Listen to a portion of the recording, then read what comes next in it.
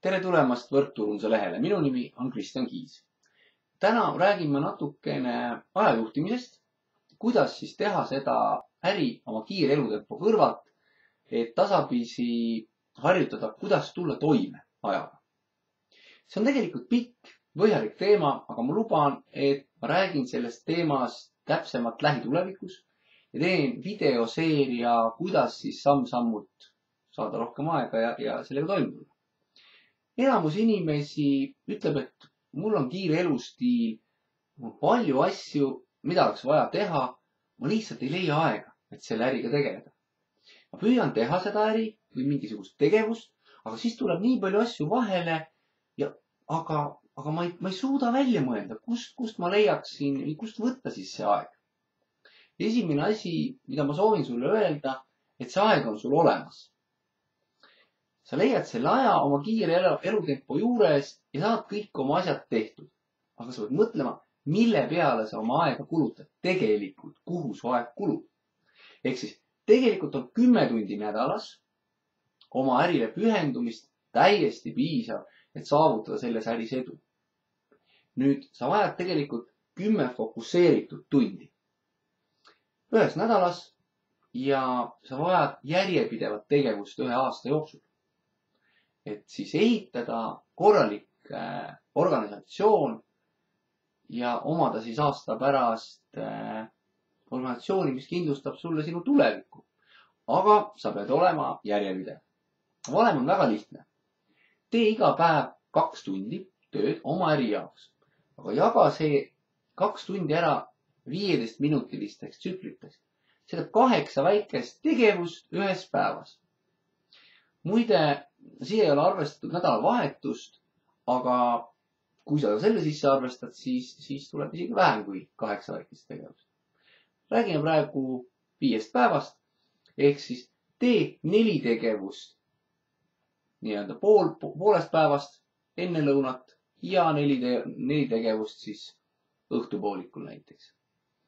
Et sa tead, kuidas sinu päev kulgeb. Sa tead oma graafikut, sa tead, millal sul on lõunad, pausid, millal sul jääb vähe rohkem aega, võib-olla tööle minek, töölt tagasi tulek annab sulle natukene vaba aega, kus sa saad telefoniga rääkida, kutsuda inimesti kohtumisele, leppida kokku teisi kohtumisi, tutvustada toodet ja loomulikult silmast silma kohtumine inimestega. Ehk siis kasuta ära oma võimalusi, märgi need tegevused näiteks oma telefoni. Pane telefoni kalendrisse, pane sinna teavitus. Nüüd on 15 minutit. 15 minutit on tegelikult väga väike aeg.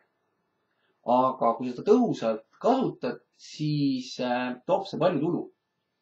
Ja kui sa iga päev planeerid selle aja, siis on see, et kui sa näiteks ütleme, et esimene pool päevast teed näiteks 4 korda 15 minutit ja näiteks õhtupoolikul kohtud inimesega tunnikeseks, et tutvustada talle oma äri ja rääkida talle, millega sina tegeled.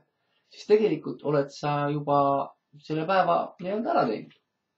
Ehk siis tegelikult lootused ja unistused, et sinu äri nii-öelda hakkaks tegutsema, ei vii nagu kuhugi.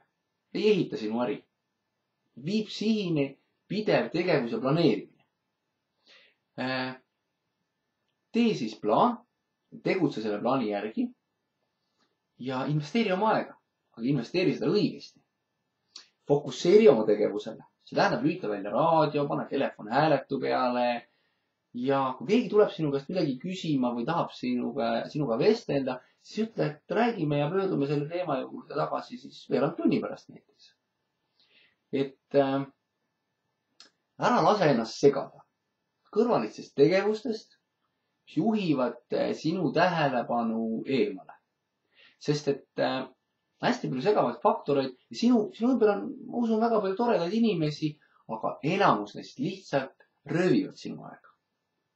See on siis see, et nad segavad, ajavad ebaolulist juttu, lihtsalt viidavad aega, samal ajal kurtes, et neil jääb aega väheseks. Kui sa fokusseerid oma 15 minutit kindlatele tegevustele, siis see annab sulle väga suure eelise ja paneb sinu äri käima. ehk siis garanteerib sul tulevikku. ja sa pead fokusseerima, olema järjepidev, tegema tegevusi ja siis meie valdkond pakub sulle midagi, mida paljud teised valdkonnad ei suuda pakkuda. minu soov sulle on, et ka sina sooviksid saada professionaalseks võrkturundajaks, sest et meil on parem tulevik. nüüd lähme ja räägime sellest tervele maailmale. aitäh!